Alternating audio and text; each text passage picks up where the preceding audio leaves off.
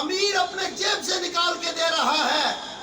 خدا کی قسم اللہ کا قرآن یہ سمجھاتا ہے، ہر رکعت میں اسے بتاتا ہے ایاک نعبد و ایاک نستعین۔ بولو سبحان اللہ، پھر بولو سبحان اللہ۔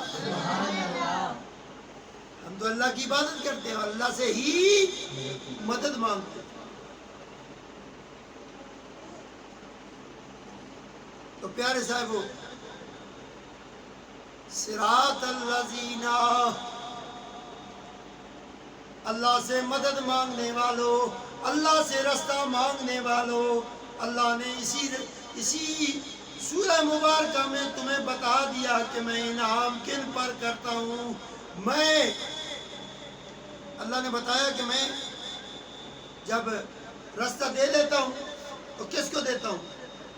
اللہ تعالیٰ نے فرمایا کہ مجھ سے مدد مانگو، اس طریقے سے مانگو۔ کس طریقے سے؟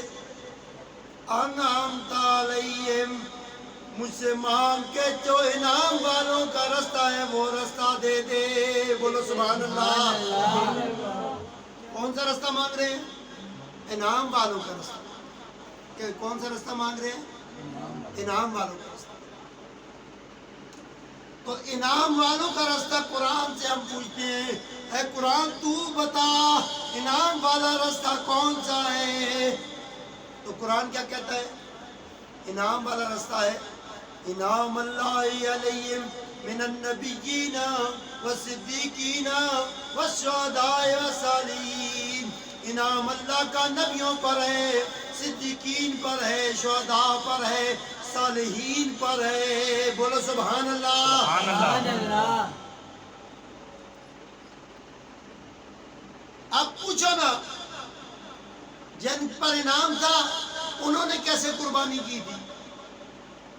کیا انہوں نے حضرت ابراہیم علیہ السلام نے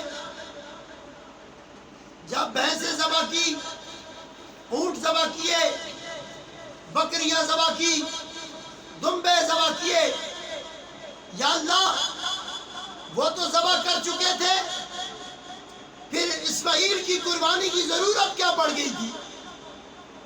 یا اللہ انہوں نے تو جیسے ہمارے لیے تو نے ابھی قربانی کو کہا ہے کہ صاحب استطاعت قربانی دے، صاحب استطاعت قربانی دے۔